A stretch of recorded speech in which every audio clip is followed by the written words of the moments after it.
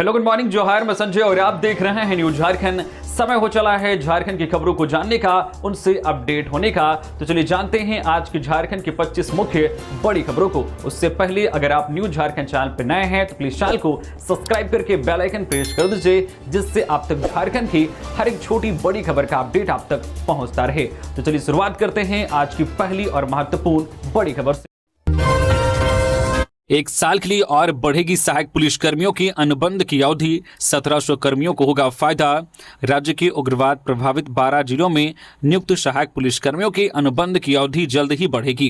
गृह विभाग ने 1 साल के लिए अनुबंध की अवधि बढ़ाने का प्रस्ताव बढ़ा दिया है। आधिकारिक सूत्रों के अनुसार जल्द ही सहायक पुलिसकर्मियों की अनुबंध की अवधि 1 साल के लिए बढ़ा दी जाएगी। इसके पीछे तर्क दिया गया है कि पुलिसकर्मियों की बहाली प्रक्रिया पूरी नहीं हो पाने के कारण सरकार के लिए भी एक साथ इतनी संख्या में नियुक्त सहायक पुलिसकर्मियों को हटा देने से उग्रवाद प्रभावित जिलों में विधि व्यवस्था के संधारण में परेशानी खड़ी हो सकती है। यह मालूम हो कि राज्य के उग्रवाद प्रभावित 12 जिलों दुमका, सिमडेगा, गुमला, खूंटी, पूर्वी सिंहभूम, पश्चिमी सिंहभूम, गिरिडीह, पलामू, गढ़वा, चतरा, लातेहार में लगभग 2400 सहायक पुलिसकर्मी नियुक्त किए गए थे। पिछली बार अनुबंध की अवधि बढ़ाए जाते समय इनकी संख्या लगभग 1800 रह गई थी। अब लगभग 1700 सहायक पुलिसकर्मियों के कार्यरत रहने की संभावना है। आज मुख्यमंत्री हेमंत सोरेन और मुख्य न्यायाधीश आएंगे रांची। मुख्यमंत्री हेमंत सोरेन आज मंगलवार की शाम दिल्ली से रांची आएंगे। वही झारखंड हाईकोर्ट के नवनियुक्त मुख्य न्यायाधीश तरलोक सिंह चौहान भी रांची आएंगे। मालूम हो कि कल 23 जुलाई को राजभवन में न्यायमूर्ति तरलोक सिंह चौहान को राज्यपाल संतोष गंगवार पद एवं गोपनीयता की शपथ दिलाएंगे।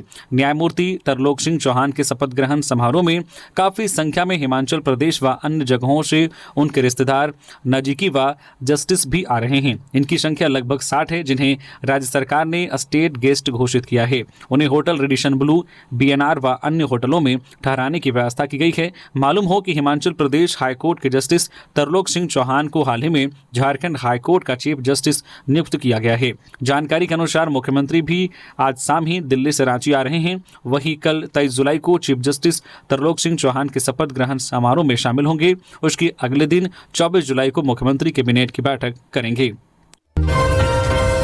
झारखंड के दक्षिण पूर्वी जिलों में 24 जुलाई को भारी बारिश की आशंका। 26 जुलाई तक जारी रहेगा बारिश का दौर। तो झारखंड में एक बार फिर से मानसून सक्रिय हो गया है।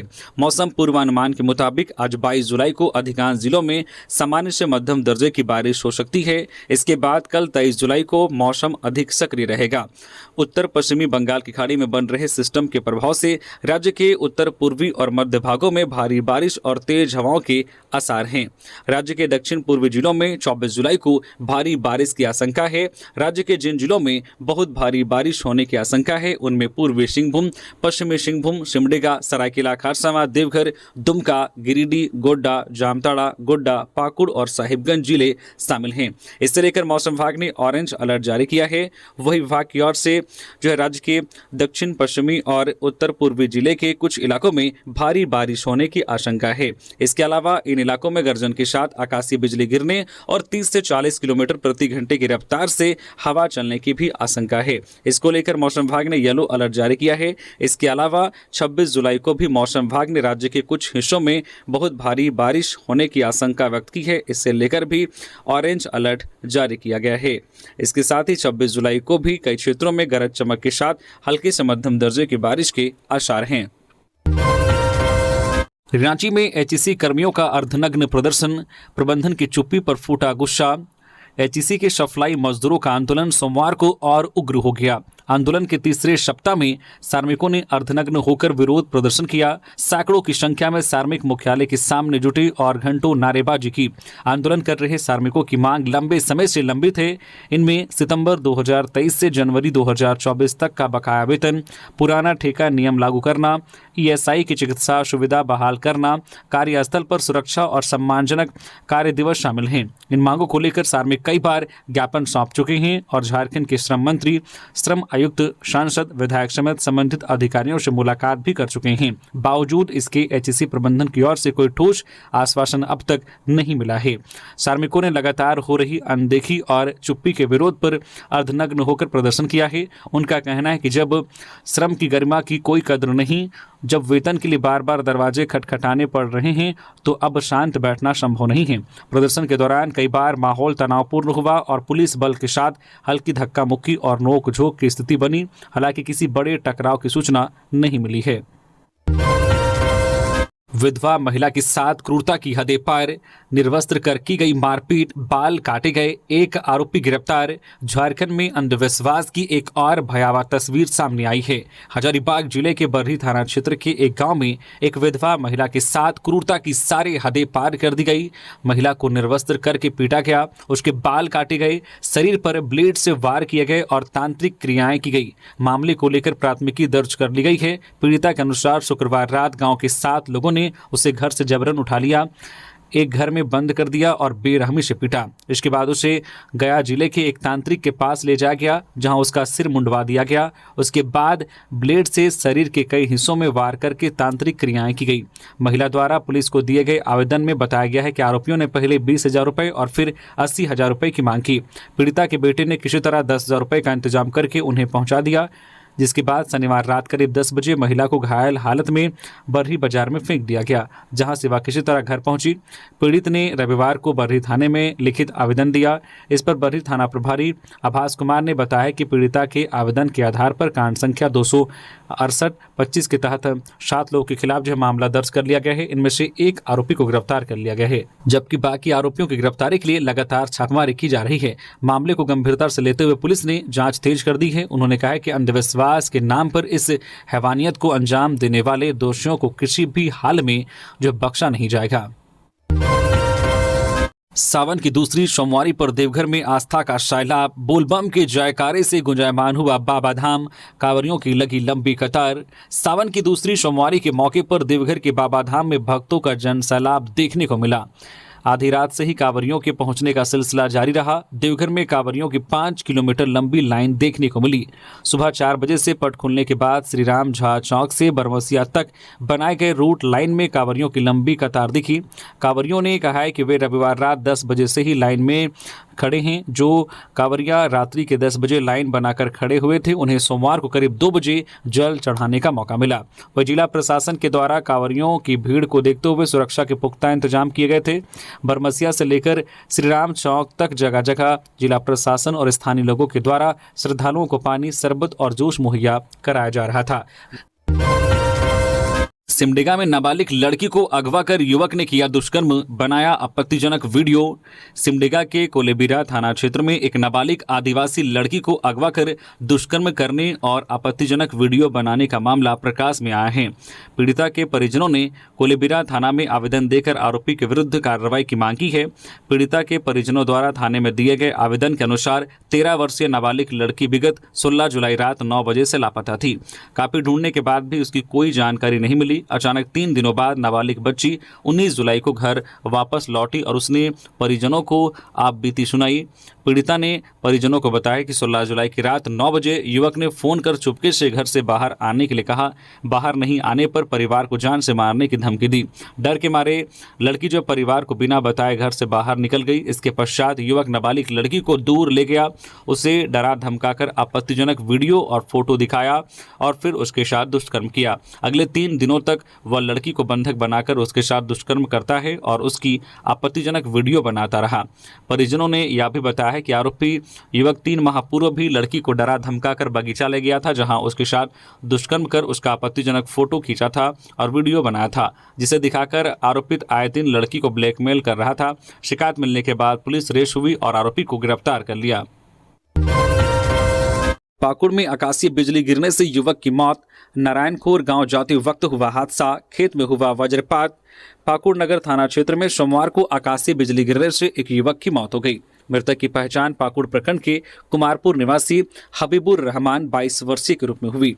वह स्वर्गीय सलीम शेख का इकलौता पुत्र था और दवा का कारोबार करता था। घटना सिद्धार्थनगर मोहल्ले के पास स्थित एक खेत में हुई।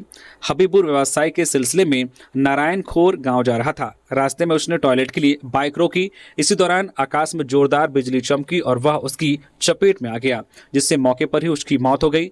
स्थानीय लोगों ने नगर थाने को सूचना दी। पुलिस ने मौके पर पहुंचकर जांच की। कुछ लोगों ने शव का फोटो सोशल मीडिया पर साझा किया। इससे मृतक की पहचान हुई और परिजन मौके पर पहुंचे। पुलिस ने शव को सोनाजोड़ी सदर अस्पताल भेज दिया। वोटर के लिए हर हाल में होगा 2 किलोमीटर के अंदर मतदान केंद्र। मुख्य निर्वाचन पदाधिकारी ने की बैठक। झारखंड में मतदाताओं के लिए 2 किलोमीटर के अंदर हर हाल में मतदान केंद्र होगा। भारत निर्वाचन आयोग के निर्देश पर मुख्य निर्वाचन पदाधिकारी कार्यालय इसे पुनर्गठित करने में जुट गया है। 21 जुलाई को मुख्य निर्वाचन पदाधिकारी के रवि कुमार की मौजूदगी में वीडियो कॉन्फ्रेंसिंग के जरिए बैठक हुई, जिसमें सभी जिलों के उप निर्वाचन पदाधिकारी शामिल हुए। इस मौके पर मुख्य निर्वाचन पदाधिकारी ने कहा है कि राज्य में मतदान केंद्रों का नक्शा बनाने एवं जियो फेंसिंग करने का कार्य किया जा रहा है। इस दौरान यह भी सुनिश्चित करना है कि मतदाताओं को अपने मतदान केंद्र तक पहुंचाने के लिए 2 किलोमीटर से अधिक दूरी तय ना करनी पड़े। साथ ही एक मतदान केंद्र पर 1200 से अधिक मतदाता ना हो। इसके साथ ही मतदान केंद्र के विखंडन के दौरान इस बात का भी ध्यान रखा जाए कि एक परिवार या एक टोला के मतदाताओं को अलग अलग मतदान केंद्र पर ना जाना पड़े। सिमडेगा में नाबालिग से दुष्कर्म पर मुख्यमंत्री हेमंत सोरेन सख्त, कहा बर्दाश्त के काबिल नहीं है, हो कड़ी कार्रवाई। सिमडेगा जिले के कोलेबिरा थाना क्षेत्र में नाबालिग लड़की को अगवा करके अश्लील वीडियो बनाने व दुष्कर्म करने का मामला सामने आया है। पीड़िता के स्वजन ने एक युवक पर आरोप लगाते हुए कड़ी कार्रवाई की मांग की है। इस मामले को लेकर नेता प्रतिपक्ष बाबूलाल मरांडी ने भी उठाया है, जिसके बाद मुख्यमंत्री हेमंत सोरेन ने संज्ञान लिया है। उन्होंने सिमडेगा डीसी और सिमडेगा पुलिस से कहा है कि यह बिल्कुल बर्दाश्त के काबिल नहीं है। आरोपियों की पहचान कर उन्हें अविलंब गिरफ्तार कर आगे कठोरतम कार्रवाई करें। साथ ही बच्ची एवं उनके पूरे परिवार की सुरक्षा एवं अन्य सभी सरकारी सहायता उपलब्ध कराते हुए सूचना दी। इरफान सहित कुल 6 तमिलनाडु में हुए अगवा, मंत्री ने दी डीजीपी को जानकारी। जामताड़ा जिले के नारायणपुर प्रखंड के 6 बच्चे जो रोजगार की तलाश में तमिलनाडु गए थे, वहां अगवा कर लिए गए हैं। अपहरणकर्ताओं ने परिजनों से फिरौती की मांग की है और अब तक परिवार 80,000 रुपए की राशि भेज भी चुका है। घटना की जानकारी मिलने पर झारखंड के कांग्रेस विधायक और मंत्री इरफान अंसारी ने राज्य के डीजीपी और मुख्य सचिव से संपर्क कर इस गंभीर मामले की जानकारी साझा की है। उन्होंने बच्चों की सुरक्षित वापसी के लिए तत्काल कार्रवाई की मांग की है। अगवा बच्चों के परिजनों के अनुसार अपहरणकर्ताओं द्वारा लगातार वीडियो कॉल के माध्यम से डराया धमकाया जा रहा है और बड़ी रकम की मांग की जा रही है। वे अपनी सामर्थ्य अनुसार अब तक 80,000 रुपए की राशि किडनैपर्स को भेज चुके हैं। अगवा हुए बच्चों की पहचान इरफान अंसारी, जहीर अंसारी, अरबाज अंसारी, किस्मत अंसारी, इरशाद अंसारी और अल्फत अंसारी के रूप में हुई है। ये सभी नारायणपुर प्रखंड के निवासी हैं और मजदूरी के सिलसिले में तमिलनाडु गए थे। परिवारों ने राज्य सरकार से मांग की है कि जल्द से जल्द बच्चों को सुरक्षित छुड़ाया जाए। झारखंड में बंद पड़ी कोयला खदानें बनेंगी पर्यटन स्थल। जेटीडीसी और सीसेल के बीच हुआ एमओयू। झारखंड माइनिंग टूरिज्म को लेकर एमओयू साइन सेरेमनी कार्यक्रम का आयोजन सोमवार को प्रोजेक्ट भवन में संपन्न हुआ। जेटीडीसी और सीसेल के बीच एमओयू हुआ। कार्यक्रम में राज्य के पर्यटन मंत्री सुदिव्य कुमार सोनू के अलावे जेटीडीसी और सीसेल के अधिकारी भी शामिल हुए। झारखंड सरकार राज्य में बंद पड़ी कोयला खदानों को पर्यटन स्थल के रूप में विकसित करने की पहल कर रही है। इसको लेकर सरकार ने सीसेल के साथ एमओयू किया है। सरकार की पहल से लोगों को कोयला खदानों, खनन तकनीक और औद्योगिक प्रक्रियाओं की झलक देखने का मौका मिलेगा। झारखंड के बंद पड़ी कोयला खदानों को पर्यटन स्थल के रूप में विकसित किया जाएगा। स्कूल में 9वीं के छात्र की मौत, क्लासरूम के बाहर चक्कर आने से गिरा। 2 दिन पहले सांप ने काटा था। रामगढ़ के रामप्रसाद चंद्रभान सरस्वती शिशु विद्या मंदिर स्कूल में एक छात्र की संदिग्ध परिस्थितियों में मौत हो गई। 9वीं कक्षा का छात्र अमोल कुमार जब स्कूल के तीसरे फ्लोर पर अपनी कक्षा की ओर जा रहा था, तभी उसे अचानक चक्कर आ गया और वह जमीन पर गिर पड़ा। स्कूल प्रबंधन ने तुरंत छात्र को पास के प्राइम अस्पताल में भर्ती कराया। वहां डॉक्टरों ने उसे मृत घोषित कर दिया।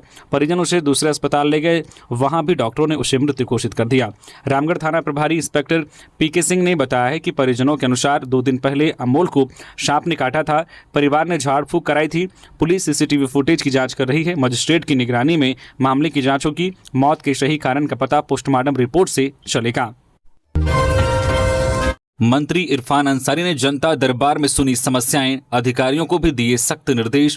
जन समस्याओं के समाधान के लिए कांग्रेस भवन में जनता दरबार का आयोजन किया गया। जनता दरबार में चिकित्सा, स्वास्थ्य एवं परिवार कल्याण तथा खाद्य आपूर्ति मंत्री डॉक्टर इरफान अंसारी ने लोगों की समस्याओं को सुना तथा मौके पर ही संबंधित विभाग के अधिकारियों को समस्याओं के समाधान हेतु निर्देश दिए। जनता दरबार में बारी बारी से क्रमवार डॉक्टर इरफान अंसारी के समक्ष कुल 123 लोगों ने अपनी समस्याओं को रखा, जिस पर उन्होंने तत्काल पहल करते हुए अधिकारियों से समाधान का रास्ता निकालने को कहा। जनता दरबार में आए कुल मामलों में सिल्ली में जनप्रतिनिधियों द्वारा विभिन्न एनजीओ को दिए गए एम्बुलेंस, राज्यसभा सांसद दीपक प्रकाश द्वारा गंज परिवार को दिए गए कार्डियक एम्बुलेंस के संचालित नहीं होने को लेकर मामला आया। इसके अलावा स्वास्थ्य केंद्र निर्माण संबंधित आपूर्ति विभाग, इलाज, थाना, आपदा प्रबंधन, राशन कार्ड, स्थानांतरण, जमीन संबंधित मामलों के अलावा विभिन्न विभागों से संबंधित समस्याएं मंत्री के समक्ष लोगों ने रखा।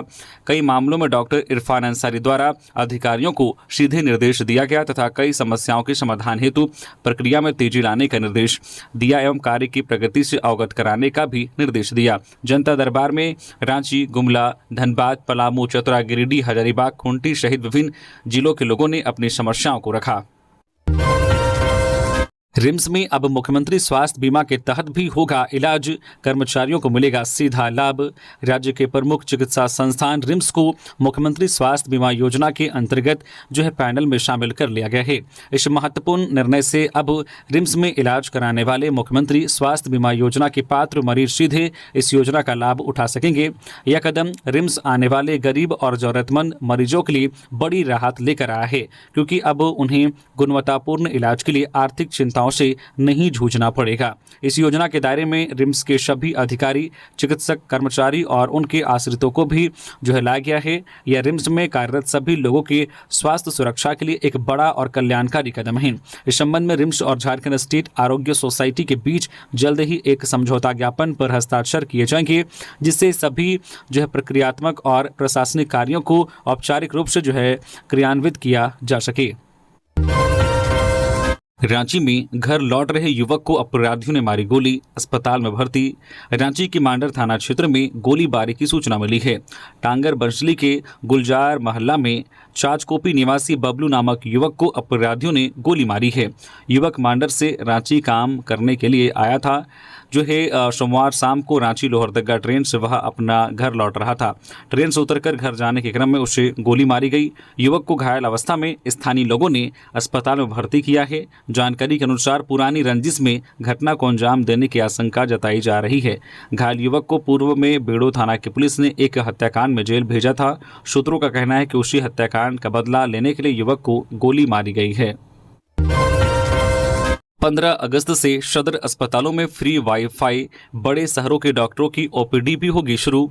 स्वास्थ्य, चिकित्सा, शिक्षा एवं परिवार कल्याण मंत्री डॉक्टर इरफान अंसारी ने सोमवार को नामकुम स्थित आईपीएच सभागार में राज्य के सभी जिलों के सिविल सर्जनों के साथ विभिन्न स्वास्थ्य योजनाओं एवं कार्यक्रमों की समीक्षा बैठक की। इस दौरान मंत्री ने निर्देश दिया है कि सदर अस्पतालों की व्यवस्था तुरंत सुधारी जाए।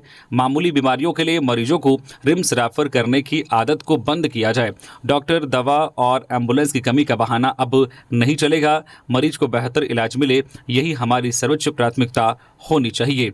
मौके पर उन्होंने कई अहम निर्देश दिए, साथ ही कई घोषणाएं भी की। पलामू में मंदिर से लौट रही महिला से लूट, 4 बदमाशों ने केमिकल सुंघाकर की वारदात, 3 लाख के जेवर लेकर हुए फरार।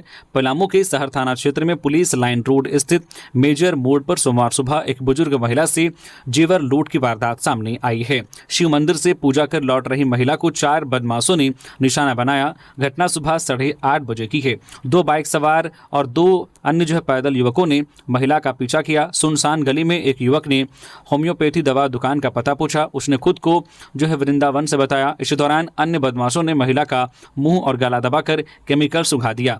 महिला के बेहोश होने पर बदमाश उसके गले की चेन, हाथ की 2 अंगूठियां और कान की बालियां लेकर फरार हो गए। सभी जेवर सोने के थे, जिसकी कीमत लगभग 3 लाख रुपए है। गिरिडीह में झपटमार गिरोह के 2 सदस्य धराए, चोरी के 6 मोबाइल, बाइक और 9400 रुपए बरामद। ग्रामीणों और पुलिस ने मिलकर पकड़ा। गिरिडीह जिले के जमुआ थाना क्षेत्र में रविवार शाम एक बड़ी कामयाबी हासिल हुई। जमुआ चौक पर फल खरीद रहे एक व्यक्ति से मोबाइल और नकदी झपटकर भाग रहे 2 अपराधियों को ग्रामीणों और पुलिस ने संयुक्त कार्रवाई में पकड़ लिया। बाइक सवार 2 युवकों ने एक व्यक्ति के हाथ से स्मार्टफोन और 2000 रुपए छीन लिए। स्थानीय लोगों और पुलिस ने पीछा कर दोनों को जमुआ प्रखंड मुख्यालय के मुख्य द्वार के पास पकड़ लिया। पकड़े गए आरोपी बोकारो जिले के नावाडी थाना क्षेत्र के सुरही गांव के रहने वाले हैं। इनकी पहचान गंगा कुमार और विष्णु विश्वकर्मा के रूप में हुई है। खोरी महुआ एसडीपीओ राजेंद्र प्रसाद ने सोमवार को यह जानकारी दी। रामगढ़ का अद्भुत टूटी झरना शिव मंदिर, जहां मां गंगा खुद करती है महादेव का 365 दिन जलाभिषेक। सावन माह के दूसरे सोमवार के अवसर पर शिव मंदिरों में भक्तों की भीड़ उमड़ पड़ी। वहीं रामगढ़ जिले के सांडी बोंगावार में टूटी झरना के शिव मंदिर में भी श्रद्धालु दर्शन के लिए पहुंचे। इस मंदिर की सबसे बड़ी खासियत यह है कि मंदिर की उत्तर दिशा में शिवलिंग है। शिवलिंग के पश्चिम दिशा में भगवान विष्णु चतुर्भुज रूप में विराजमान हैं, जिनकी नाभि से मां गंगा दोनों हाथों से जलाभिषेक कर रही है। मां गंगा 365 दिन शिवलिंग का जलाभिषेक करती है। या पानी कहां से आ रहा है या आज तक किसी को नहीं पता चल सका है। सावन के दूसरे सोमवार के मौके पर शिवलिंग पर जलाभिषेक करने अलग अलग जगहों से श्रद्धालु पहुंचे। झारखंड में यह अनोखा शिवलिंग है जिस पर मां गंगा द्वारा आदिकाल से जल अभिषेक हो रहा है। टूटी झरना शिव मंदिर का पौराणिक इतिहास है। शिव की कृपा भक्तों को यहाँ बरबस खींच लाती है। नियमों की अनदेखी और बाहरी नियुक्तियों के खिलाफ जेएलकेएम का फार्मेसी काउंसिल पर प्रदर्शन। झारखंड लोकतांत्रिक क्रांतिकारी मोर्चा जेएलकेएम अपने क्षेत्रीय और स्थानीय हितों को लेकर लगातार सक्रिय भूमिका निभा रहा है। इस क्रम में संगठन ने झारखंड फार्मेसी काउंसिल में स्थानीय झारखंडी अभ्यर्थियों के नियम संगत चयन की मांग को लेकर आंदोलन की घोषणा की है।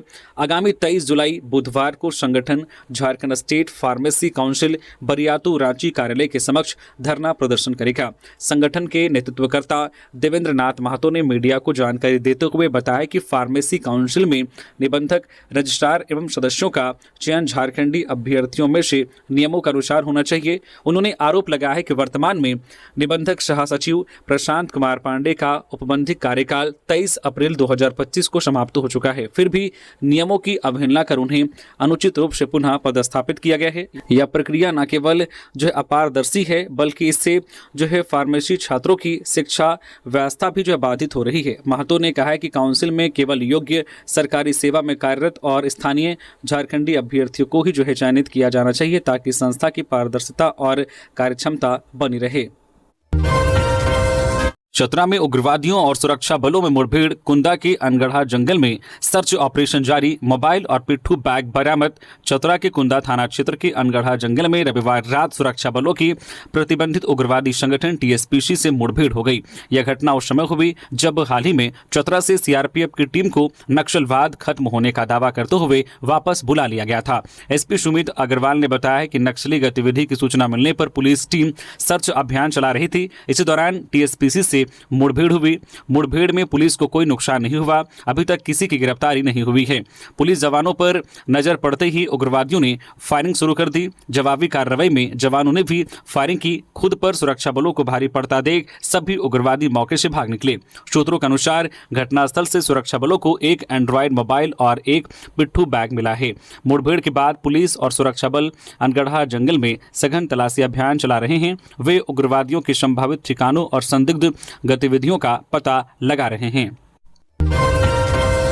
हथौड़े से पति के सिर पर मारा, 100 को जलाया। अवैध संबंध की वजह से दंपति में हुआ था विवाद। मर्डर के बाद पत्नी भाग गई थी मायके। सरायकेला में राजेश कुमार महता की 15 जुलाई को हुई हत्या का पुलिस ने सोमवार को खुलासा कर दिया है। हत्या आदित्यपुर थाना अंतर्गत धीराजगंज सतबहिनी में राजेश की पत्नी पूजा कुमारी ने की थी। पुलिस ने आरोपी को गिरफ्तार कर लिया है। एसपी मुकेश कुमार लुनायत के अनुसार पुलिस पूछताछ में आरोपी पूजा ने बताया कि पति का किसी अन्य लड़की से अवैध संबंध था। वह उसके सामने ही उस लड़की से घंटों मोबाइल पर बातचीत करता था। इसी बात पर 15 जुलाई की रात दोनों के बीच झगड़ा हुआ था। गुस्से में पूजा ने सोई अवस्था में राजेश के सिर पर हथौड़े से वार कर उसकी हत्या कर दी। इसके बाद 100 को घर में रखे पेट्रोल से छिड़क कर आग लगा दिया। घटना के बाद पूजा बच्चों को लेकर गिरिडीह अपने मायके आ गई।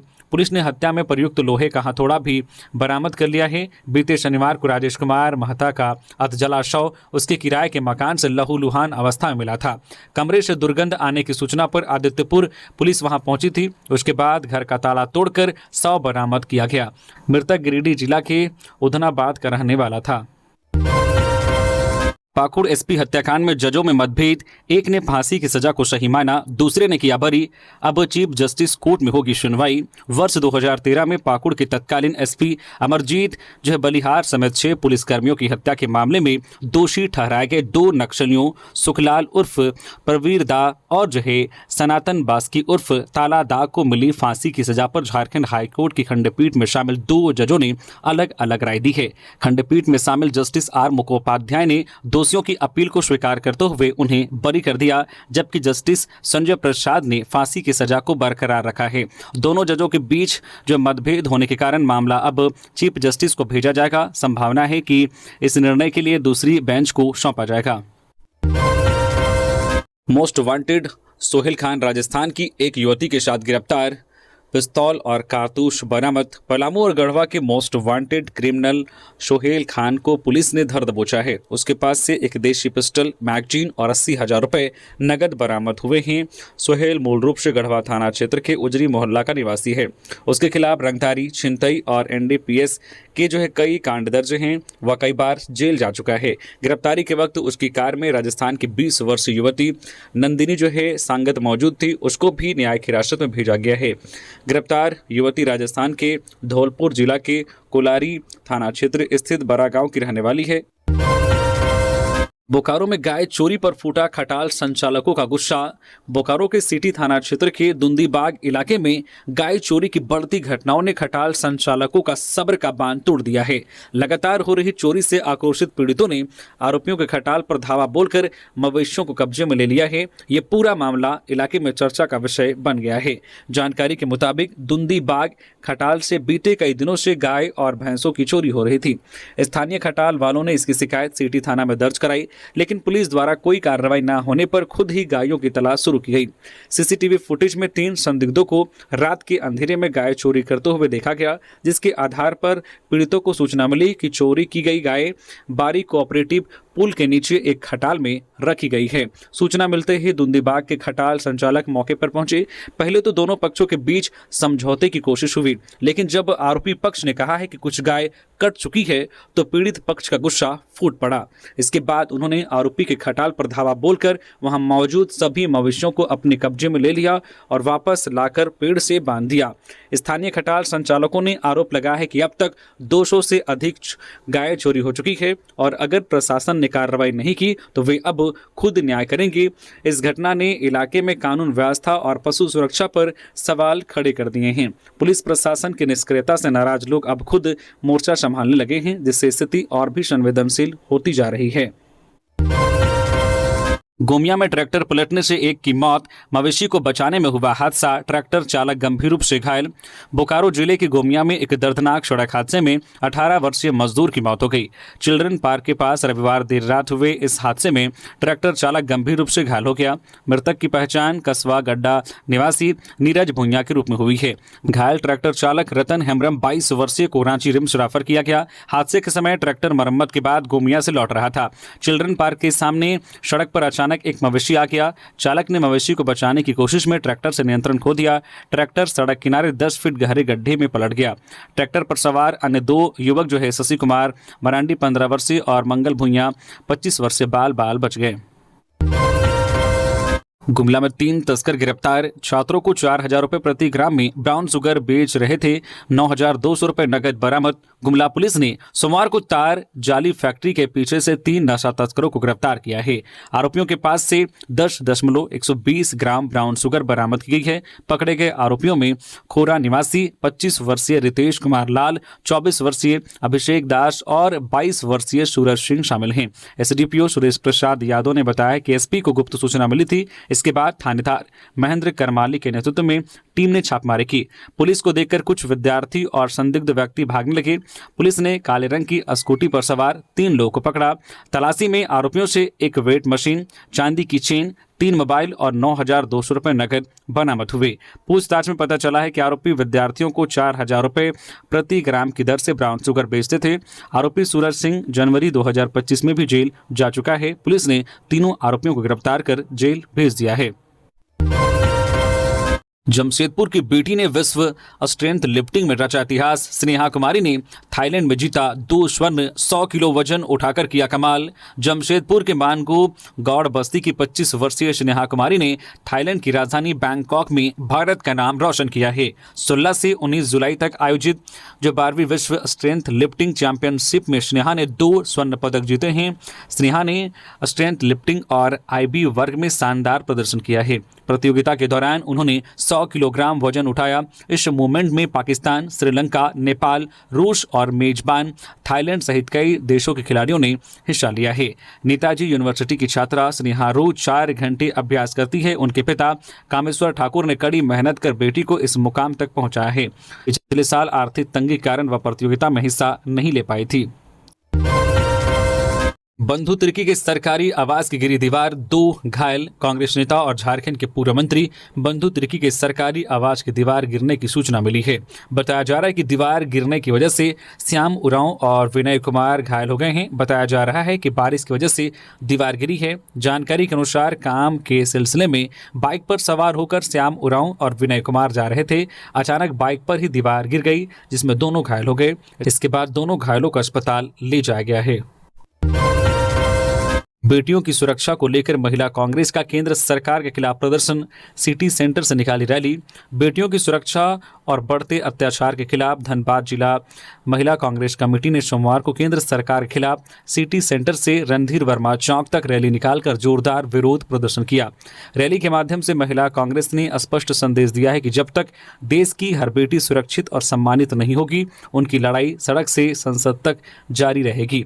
रैली का नेतृत्व जिला महिला कांग्रेस अध्यक्ष सीता राणा कर रही थी। रैली में बड़ी संख्या में महिला कार्यकर्ता शामिल हुई। इस मौके पर धनबाद जिला कांग्रेस अध्यक्ष संतोष सिंह भी मौजूद रहे। इस दौरान सीता राणा ने केंद्र सरकार पर हमला बोलते हुए कहा है कि बेटी बचाओ बेटी पढ़ाओ अभियान केवल एक दिखावटी नारा बनकर रह गया है। देश भर में बेटियों के साथ हो रहे अत्याचार और बढ़ते अपराध चिंताजनक हैं, लेकिन केंद्र सरकार इसे रोकने में विफल साबित हो रही है। उन्होंने कहा है कि प्रधानमंत्री और भारतीय जनता पार्टी को बेटियों की सुरक्षा और न्याय सुरक्षित करने के लिए ठोस कदम उठाने होंगे।